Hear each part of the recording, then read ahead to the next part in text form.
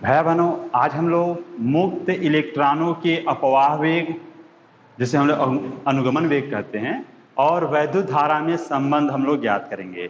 तो मुक्त इलेक्ट्रॉनों का जो अपवाह वेग है, जिसे ड्रिफ्ट वेलोसिटी कहते हैं, वीडी, ठीक है, और जो वैद्युत धारा आई है, इसमें क्या संबंध है, यही संबंध आज हम लोग प्राप्त करेंगे। तो ध्यान दें, मान लेते हैं कि कोई एक चालक है जिसमें वैद्युत धारा प्रवाहित हो रही है। तो धातु का जो तार है, उसके सिरों के बीच हम लोग कोई वैद्युत क्षेत्र उत्पन्न करते हैं बैटरी के द्वारा। तो उसमें जो मुक्त इलेक्ट्रॉन होते हैं, वे मुक्त इलेक्ट्रॉन वैद्युत क्षेत्र की विपरीत दिशा में गति करना प्रारंभ करते हैं। और यदि तार के किसी परिच्छेद से, किसी क्रॉस सेक्शन से टी सेकेंड में गुजरने वाले जो इलेक्ट्रॉनों के द्वारा जो आवेश स्थानांतरित हो रहा है वह Q हो, तो बहने वाली जो धारा I होती है, तो I बराबर Q/T होगा। ठीक है, अब ध्यान देंगे कि हम लोग मान लेते हैं कि जो तार है, ठीक है, उस तार का क्रॉस सेक्शनल एरिया क्या है, A है, और इसमें इलेक्ट्रॉन गति कर रहे हैं। ठीक है, अब यहाँ पे देखिए कि यह इलेक्ट्रॉन जिस वेग से गतिमान है, वह वेग क्या है, Vd, ड्रिफ्ट वेलोसिटी है। ठीक है, और जो वैद्युत क्षेत्र, आप जिधर वैद्युत क्षेत्र लगाएंगे उसके अपोजिट डायरेक्शन में इलेक्ट्रॉन गति करते हैं। तो अगर इलेक्ट्रॉन इधर गति कर रहे हैं, अर्थात वैद्युत क्षेत्र इधर होगी, तो इलेक्ट्रॉन उसके ठीक अपोजिट गति कर रहे हैं। अब यदि हम यह मान लें कि प्रति एकांक आयतन में जो मुक्त इलेक्ट्रॉनों की संख्या है वह n है, प्रति एकांक आयतन में मुक्त इलेक्ट्रॉनों की संख्या, या इसी को हम कहते हैं इलेक्ट्रॉन घनत्व, क्या है, n है। तो उस स्थिति में 1 सेकंड में तार में जो तार के अनुप्रस्थ क्षेत्रफल से गुजरने वाले इलेक्ट्रॉनों की संख्या कितनी होगी, इसको देखें। तो यहां देखिए, अगर इलेक्ट्रॉनों का अनुगमन वेग Vd है, Vd है मतलब 1 सेकंड में वो कितनी दूरी तय कर रहा है, Vd दूरी। ठीक है, तो 1 सेकंड में तय की गई जो दूरी है वह Vd है। तो मान लेते हैं हम तार की जो लंबाई है उसको कितना ले लें, Vd लंबाई का तार यदि हमने लिया है, अनुगमन वेग जितना है उसके परिमाण कितना लंबाई का हमने एक तार ले लिया है, क्रॉस सेक्शनल एरिया उसका A है। तो इस टोटल आयतन में जो इलेक्ट्रॉन है, या ऐसे कह दें यहाँ पर जो इलेक्ट्रॉन प्रवेश करेगा वह 1 सेकंड में इतनी दूरी तय कर जाएगा।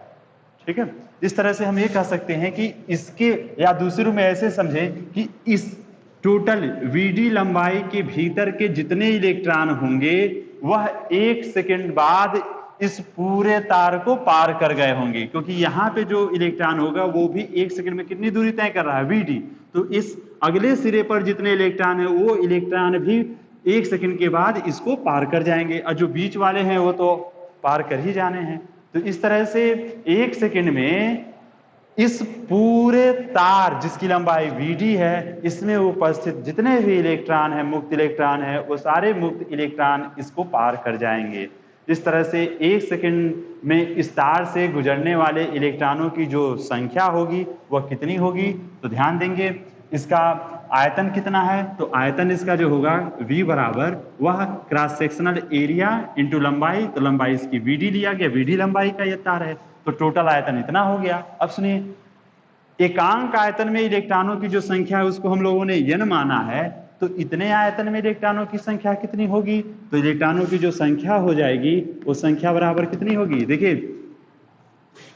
एकांक आयतन में n है तो V आयतन में कितना होगा, या A इंटू V आयतन में कितना होगा, तो गुणा हो जाना है, तो n A V D।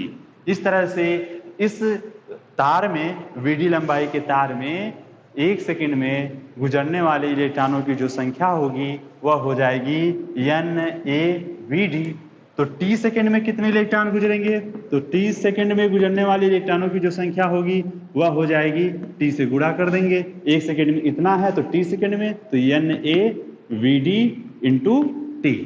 इस तरह से t सेकंड में गुजरने वाले इलेक्ट्रॉनों की संख्या हमें प्राप्त हो गई।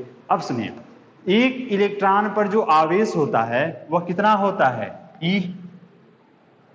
ठीक है, तो इतने इलेक्ट्रॉनों पर कितना आवेश होगा, तो E से गुणा हो जाएगा। तो इस तरह से टोटल जो आवेश होगा Q बराबर इलेक्ट्रॉनों की संख्या इंटू 1 इलेक्ट्रॉन पर आवेश। तो इलेक्ट्रॉनों की संख्या कितनी हो गई? NaVdT into E। ठीक है, तो इस तरह से अब हम यह मान जब यहाँ रख देंगे I बराबर Q/T में, तो I का मान क्या प्राप्त हो जाएगा? I बराबर Q का मान है NaVdT इंटू E/T। T से T कट जाएगा तो NaVdE। ठीक है, तो इसको हम थोड़ा सा व्यवस्थित ऐसे कर ले, NaEVd। ठीक है, I बराबर, तो याद करने में थोड़ी सी हमें सुविधा हो जाती है NaEVd। ठीक है, तो इसी को हम लोग थोड़ा सा आप लोगों को जिनको जैसी सुगमता हो इसमें से ए को आगे रखें, चाहे ई को, आपको मालूम है गुणा में क्रम का कोई मतलब नहीं है, तो आप इसको आगे पीछे करके अपने याद करने के लिए जैसे आपको आसानी से याद हो जाए उस क्रम में रख कैसे याद रखेंगे। तो यह आपका देखिए, यह धारा हो गया और यह आपका अपवाह वेग हो गया या अनुगमन वेग हो गया, या इसी को हम लोग ड्रिफ्ट वेलोसिटी कहते हैं। तो इस तरह से relation between drift velocity and free electron ये हमें पता चल गया, और इस तरह से दूसरों में कह सकते हैं कि आपका इलेक्ट्रिक करंट और ड्रिफ्ट वेलोसिटी के बीच में यह एक संबंध हमें प्राप्त हो गया। तो इस तरह से पहला टॉपिक जो हमारा था वह यह रहा कि मुक्त इलेक्ट्रॉनों के अपवाह वेग तथा वैद्युत धारा में संबंध। इसी में एक और है, धारा घनत्व क्या है। ठीक है, तो उसको भी देख लेते हैं। तो धारा घनत्व होता क्या है? तो किसी चालक में किसी बिंदु पर, कोई भी चालक है, उस चालक के किसी बिंदु पर प्रति एकांक क्षेत्रफल से अभिलंबवत गुजरने वाली धारा को उस बिंदु पर धारा घनत्व कहते हैं। ठीक है, तो कोई भी चालक है, उस चालक में किसी भी बिंदु पर प्रति एकांक क्षेत्रफल से लंबवत गुजरने वाली वैद्युत धारा को उस बिंदु पर धारा घनत्व कहते हैं। तो अगर हम लोग देखें कि कोई चालक है, उसमें बहने वाली धारा I है, उसका चालक का अनुप्रस्थ क्षेत्रफल A है, तो उस पर ये जो उस पर जो धारा घनत्व होगा वह कितना हो जाएगा? तो धारा घनत्व बराबर क्या हो जाएगा? I/A, एकांक आयतन से गुजरने वाली वैद्युत धारा। ठीक है, तो J बराबर, इसको हम लोग J से प्रदर्शित करते हैं, तो अगर धारा घनत्व J बराबर I/A।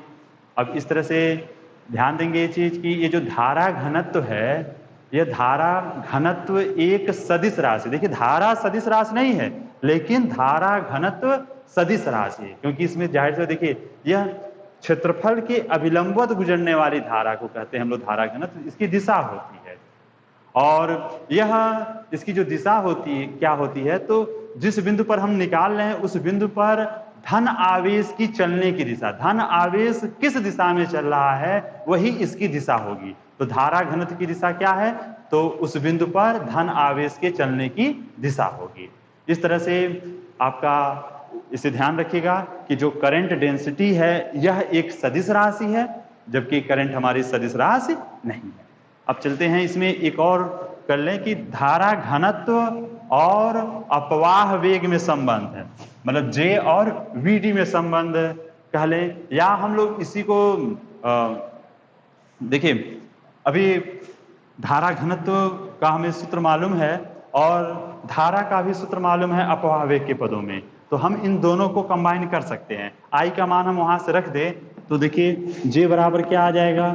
तो J बराबर I का मान है NaEVd अपॉन A हो गया, A से A कट जाएगा, तो धारा घनत्व J बराबर हो जाएगा NeVd। इस तरह से अपवाह वेग Vd और धारा घनत्व में यह संबंध हो गया। तो आज हम लोगों ने दो टॉपिक के बारे में अध्ययन किया, और इसको ध्यान से पढ़िएगा, नोट्स बना लीजिएगा, और इस पर आधारित आंकिक प्रश्न आते हैं। तो इस कारण से इस फार्मूले को याद रखिएगा, J का सूत्र और I का सूत्र मालूम है, तो J का स्वतः बस आप परिभाषा बस ध्यान में रखेंगे तो यह प्राप्त कर लेंगे। क्या करना है? बस I/A होना है, मतलब I के सूत्र में जो A है वो आपका कट जाएगा और इस तरह से ये आपको प्राप्त हो जाएगा।